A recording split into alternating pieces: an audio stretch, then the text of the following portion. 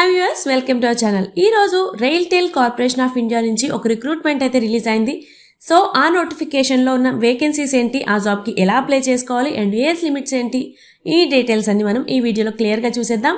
And వీడియోలోకి వెళ్లే ముందు మన నుండి చిన్న రిక్వెస్ట్ అండి, చాలా మంది మన వీడియోస్ అయితే చూస్తున్నారు కానీ ఛానల్ని సబ్స్క్రైబ్ చేసుకోవట్లేదు.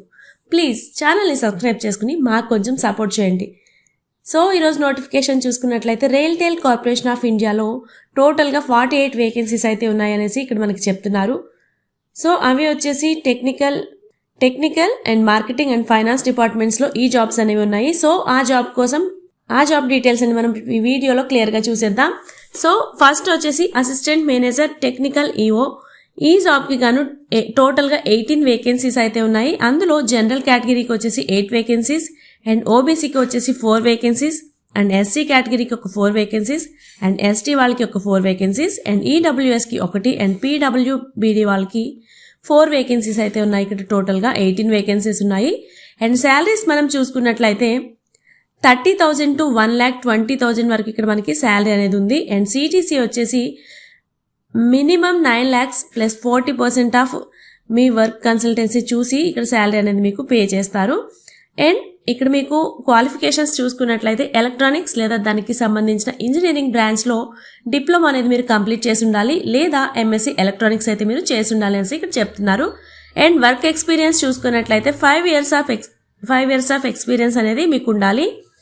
అది వచ్చేసి central or state government, PSU లేదా 30 crores టర్నోవర్ ఉన్న ప్రైవేట్ కంపెనీలో అయితే మీరు వర్క్ చేసి ఉండాలి అనేసి ఇక్కడ చెప్తున్నారు. అండ్ ఏజ్ లిమిట్స్ చూసుకున్నట్లయితే 21 to 28 years ఏజ్ ఉన్న వాళ్ళు ఈ జాబ్కి అయితే అప్లై చేసుకోవచ్చు. అండ్ ఏజ్ రిలాక్సేషన్ అనేది కూడా దీనికి యాజ్ పర్ గవర్నమెంట్ రూల్స్ ప్రకారం అయితే మీకు ఏజ్ రిలాక్సేషన్ కూడా అప్లై అవుతుంది. అండ్ నెక్స్ట్ వచ్చేసి deputy manager technical are network IP E1. ఇక్కడ టోటల్గా 10 వేకెన్సీస్ అయితే ఉన్నాయనేసి మనకి ఇక్కడ చెప్తున్నారు. సో ఈ 10 వేకెన్సీస్ వచ్చేసి రిజర్వేషన్ మనం చూసుకున్నట్లయితే పీడబ్ల్యూబీడీలో 4 వేకెన్సీస్ అయితే ఇక్కడ ఉన్నాయి.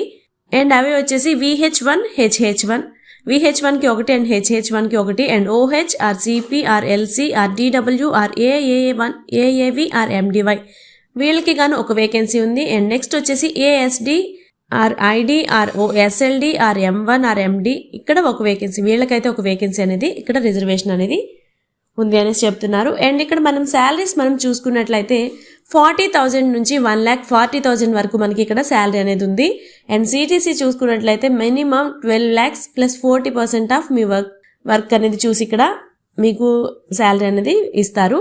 అండ్ నెక్స్ట్ మీరు ఇక్కడ క్వాలిఫికేషన్స్ చూసుకున్నట్లయితే BE ఆర్ బీటెక్ చేసి ఉండాలి. అది electronics or telecom, computer science లేదా దానికి సంబంధించిన బ్రాంచెస్లో చేసి ఉండాలి, లేదా MCA లేదా దానికి సమానమైన క్వాలిఫికేషన్స్ ఏదైనా ఉన్నట్లయితే మీరు ఈ జాబ్కి అయితే అప్లై చేసుకోవచ్చు. అండ్ నెక్స్ట్ మనం ఎక్స్పీరియన్స్ చూసుకున్నట్లయితే MPLS, SDH, DWDM, OTN, PTN ఇలాంటి టెలికామ్స్ లేదా IT కంపెనీస్లో 2 years వర్క్ ఎక్స్పీరియన్స్ అనేది మీకు ఇక్కడ ఉండాలనేసి చెప్తున్నారు.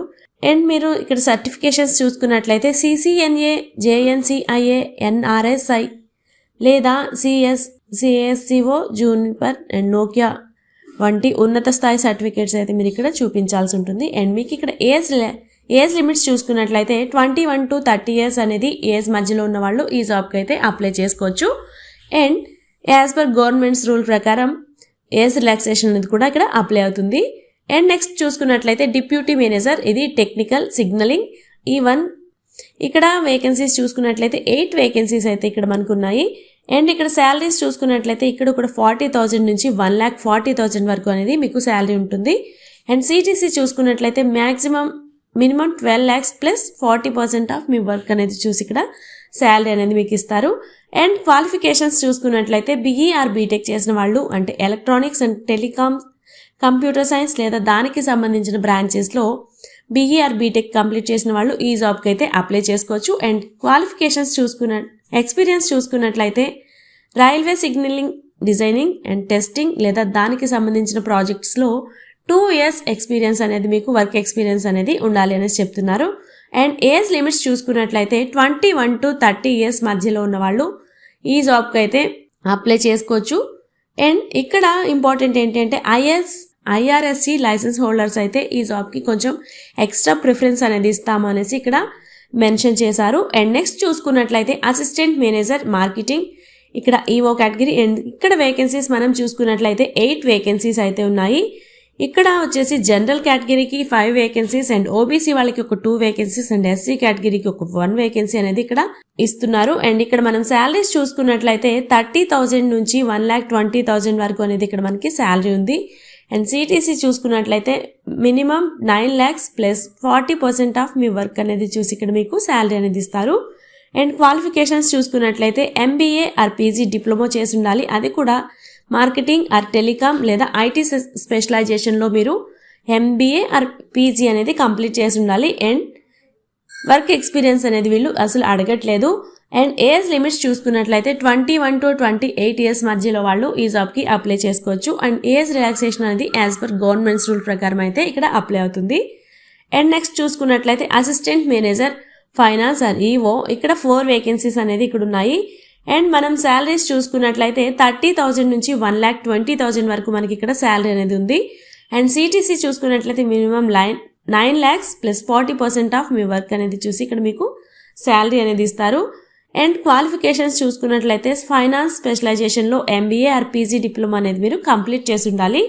అండ్ ఇక్కడ ఎక్స్పీరియన్స్ అనేది కూడా ఏం అడగట్లేదు. అండ్ ఏజ్ లిమిట్స్ చూసుకున్నట్లయితే 21 to 28 years మధ్యలో వాళ్ళు ఈ జాబ్కి అయితే అప్లై చేసుకోవచ్చు. ఇక్కడ 4 వేకెన్సీస్లో జనరల్ కేటగిరీకి 1 అండ్ ఓబీసీకి 1 అండ్ ఎస్సీ కేటగిరీకి 1 అండ్ ఈడబ్ల్యూఎస్ కేటగిరీకి 1 వేకెన్సీ అనేది ఇక్కడ ఉంది. So as per governments rule ప్రకారం ఇక్కడ ఏజ్ రిలాక్సేషన్ కూడా అప్లై అవుతుంది. అండ్ సెలక్షన్ ప్రొసీజర్ మనం చూసుకున్నట్లయితే ఇక్కడ ఆన్లైన్ ఎగ్జామ్ అనేది కండక్ట్ చేస్తారు అండ్ ఇంటర్వ్యూ కూడా ఉంటుంది. అండ్ ఆన్లైన్ ఎగ్జామ్ వచ్చేసి 150 మార్క్స్కి ఉంటుంది. అండ్ టైం వచ్చేసి 2 hours అనేది మీకు టైం ఉంటుంది. అండ్ ఇక్కడ ప్రొఫెషనల్ నాలెడ్జ్ మీద 100 మార్క్స్ ఉంటుంది. అంటే మీరు ఫైనాన్స్, ఎలక్ట్రానిక్స్ ఇలా దీనికి సంబంధించి 100 మార్క్స్ ఉంటుంది. అండ్ 50 మార్క్స్ వచ్చేసి general knowledge and numerical ability or reasoning and aptitude మీద 50 మార్క్స్కి అయితే మీకు ఇక్కడ ఎగ్జామ్ అనేది కండక్ట్ చేశారు. టోటల్గా 150 మార్క్స్. అండ్ ఎగ్జామ్ సెంటర్స్ చూసుకున్నట్లయితే ముంబై, కోల్కతా, ఢిల్లీ, ఎన్సీఆర్, హైదరాబాద్ ఆర్ సికింద్రాబాద్ ఇక్కడ ఈ సెంటర్స్లో అనేది మీకు ఎగ్జామ్ అనేది కండక్ట్ చేస్తారు. అండ్ ఇంటర్వ్యూ వచ్చేసి 50 మార్క్స్కి ఉంటుంది. ఇక్కడ వచ్చేసి ఆన్లైన్లో ఎవరైతే క్వాలిఫై అవుతారో వాళ్ళని ఇంటర్వ్యూకి పిలుస్తారు. అండ్ ఇక్కడ ఆన్లైన్ అండ్ ఇంటర్వ్యూలో కలిసి టోటల్గా 60% మార్క్స్ వచ్చిన వాళ్ళనైతే ఇక్కడ ఈ జాబ్కి సెలెక్ట్ చేసే ఛాన్సెస్ అయితే ఎక్కువ ఉంటాయి. అండ్ మీరు అప్లికేషన్ ఫీజెస్ చూసుకున్నట్లయితే జనరల్ ఆర్ ఓబీసీ వాళ్ళకి అయితే 1,200 రూపీస్ ఉంది. అండ్ ఎస్సీ, ఎస్టీ, పీడబ్ల్యూబీడీ వాళ్ళకి 600 రూపీస్ ఉంది. అండ్ ఇది ఆన్లైన్ ద్వారానే మీరు చెల్లించాల్సి ఉంటుంది. And net banking, credit are debit card or UPI ద్వారా అయితే మీరు ఈ చెల్లింపు అనేది మీరు అప్లికేషన్ ఫీజు అనేది మీరు చెల్లించవచ్చు.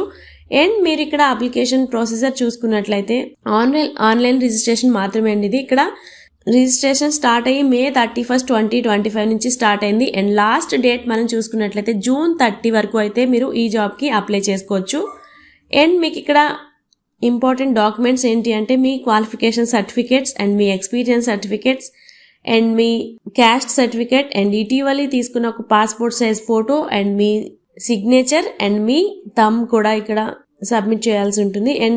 అండ్ ఇక్కడ మీరు అప్లై చేసుకోవడం అనేది 2 స్టేజెస్లో ఉంటుంది. స్టెప్ 1 వచ్చేసి మీ వ్యక్తిగతంగా కాంట్రాక్ట్ వివరాలు నమోదు చేసి ఓటీపీ ద్వారా ముందు మీరు ధృవీకరించాల్సి ఉంటుంది. నెక్స్ట్ స్టెప్ 2 చూసుకున్నట్లయితే మీ క్వాలిఫికేషన్స్ అండ్ మీ డాక్యుమెంట్స్ అండ్ మీ ఎక్స్పీరియన్స్ అండ్ మీరు అమౌంట్ అనేది పే చేసి ఇక్కడ మీరు ఈ అప్లికేషన్ అనేది సబ్మిట్ చేయాల్సి ఉంటుంది. అండ్ నెక్స్ట్ మీకు ఇంపార్టెంట్ డేట్స్ చూసుకున్నట్లయితే చూసుకున్నాం కదా, May 30 నుంచి ఈ అప్లికేషన్ని తీసుకోవడం స్టార్ట్ చేశారు.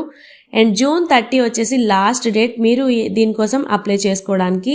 సో ఓకే ఫ్రెండ్స్, ఈ జాబ్కి మేము ఎలిజిబుల్ అవుతాము అనుకుంటే డెఫినెట్గా ఈ వీడియో చూసిన వెంటనే ఈ జాబ్కి అయితే మీరు అప్లై చేసేసుకోండి. All the best. అండ్ ఇలాంటి మంచి జాబ్ అప్డేట్స్ కోసం అయితే మన ఛానల్ని సబ్స్క్రైబ్ చేసుకోవడం అస్సలు మర్చిపోవద్దు. Thanks for watching.